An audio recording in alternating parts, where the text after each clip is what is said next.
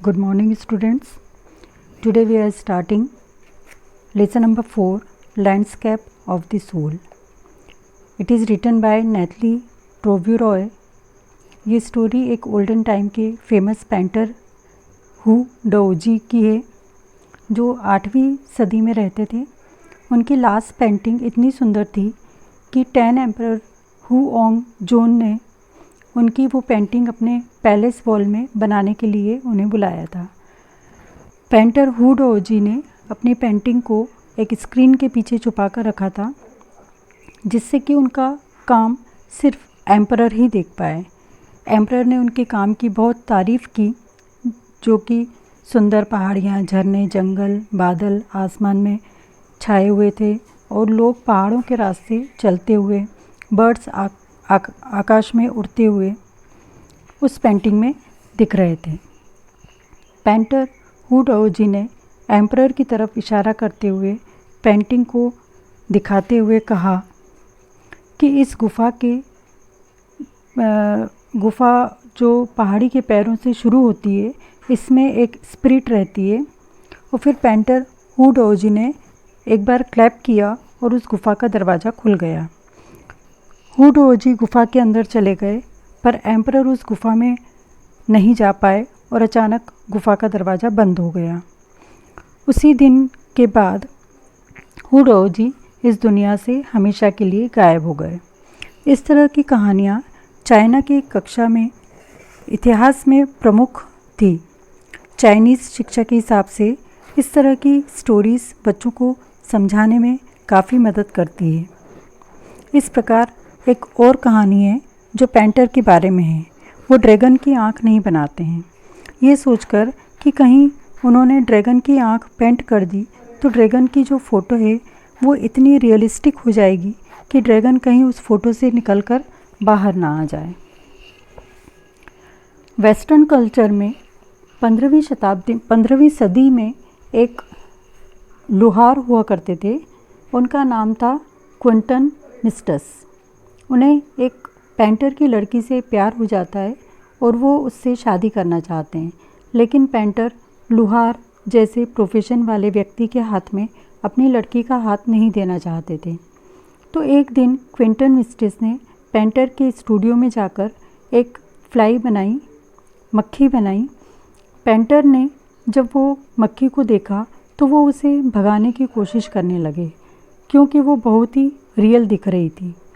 उस मक्खी को उन्होंने इतने अच्छे से बनाया था कि लोहार की इतनी अच्छी कलाकारी को देखते हुए पेंटर ने लोहार से बहुत ही आकर्षित हुए और उन्होंने उस लोहार को अपने ऑफिस में रख लिया और फिर उस लोहार से अपनी लड़की की शादी कर दी।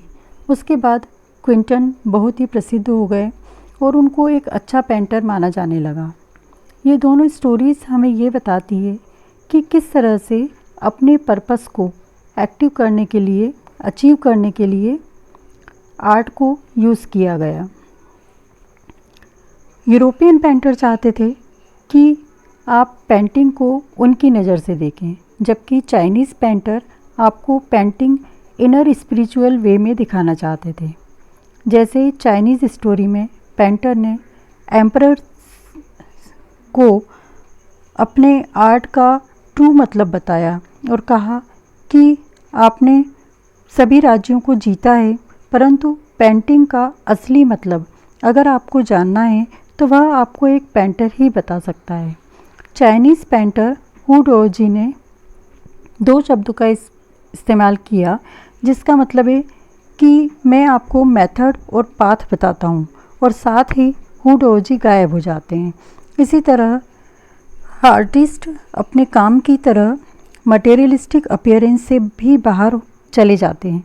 और क्लासिकल चाइनीज़ लैंडस्केप का मतलब ये नहीं है कि एक नया एक्चुअल व्यू उत्पन्न करना है।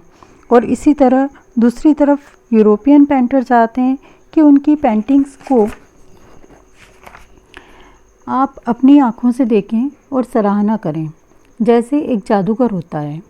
और चाइनीज़ पेंटर नहीं चाहते थे कि आप उनकी आँखों से देखें, पर वो पार्टिसिपेशन चाहते थे। वो ये चाहते थे कि आप उनकी पेंटिंग को पूरी तरह से उनकी जो वो शो करना चाहते हैं उनके हिसाब से देखें, ताकि आपका मन उनकी पेंटिंग में ट्रैवल करे। चाइनीज़ पेंटिंग में आप किसी भी दरवाजे से अंदर जा सकते हैं, क्योंकि इसके मल्टीपल व्यू पॉइंट होते हैं और इस प्रकार आप अच्छे से अपना फ्री टाइम पास कर सकते हैं। चाइनीज़ पेंटिंग में आपकी फ़िज़िकल एंड मेंटल इन्वॉल्वमेंट होना ज़रूरी है। ये जो प्रोसेस होता है इसे शंगशुई कहते हैं। इसमें माउंटेन को यान कहते हैं, इसी तरह से वाटर को यिन कहते हैं। यिन को फीमेल का दर्जा दिया गया है और माउंटेन मीन्स यान को मेल का दर्जा दिया गया है। इन दोनों के मिलन केंद्र तक योगिक विद्या द्वारा पहुंचा जा सकता है और उसका नाम है प्राणायाम। प्राणायाम के माध्यम से मनुष्य बंधनों से मुक्त हो सकता है। Franchise changes the landscape of Seoul की कहानी, अब इस कहानी में एक और पार्ट जुड़ा है और अदर पार्ट के बारे में गेटिंग इनसाइड आउटसाइडर आर्ट। इस कहानी में पेंटर जीन डिफेट ने 1940 आर्ट ब्रूट, इसका मतलब होता है रॉ आर्ट कॉन्सेप्ट, अर्थात रॉ आर्ट कॉन्सेप्ट मतलब वेस्ट मटेरियल से आर्ट को फॉर्म करना। ये बाहरी कलाकार मैंने जोने लगे और इनका आउटसाइड आर्ट का फार्मूला प्रसिद्ध हो गया। ये उन लोगों के लिए था जिनके पास कोई ट्रेनिंग नहीं होती थी। धीरे धीरे पूरी दुनिया में बाहरी आउटसाइडर आर्ट भी अपना कलाकार भी अपना टैलेंट दिखाने लग गए।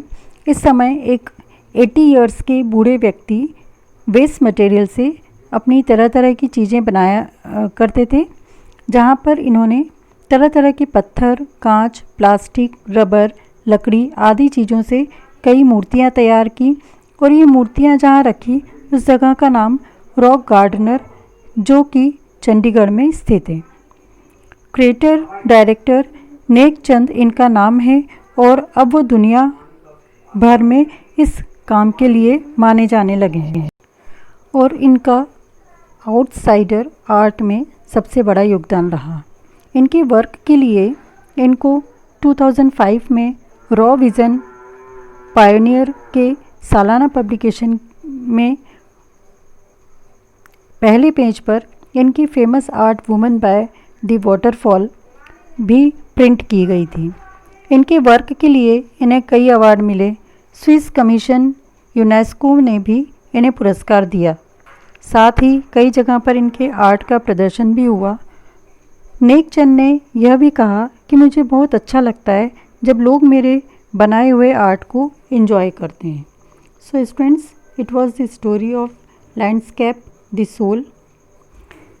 यदि आपको कहीं इस स्टोरी को समझने में प्रॉब्लम आ रही है तो आप फ्री हैं कभी भी पूछने के लिए।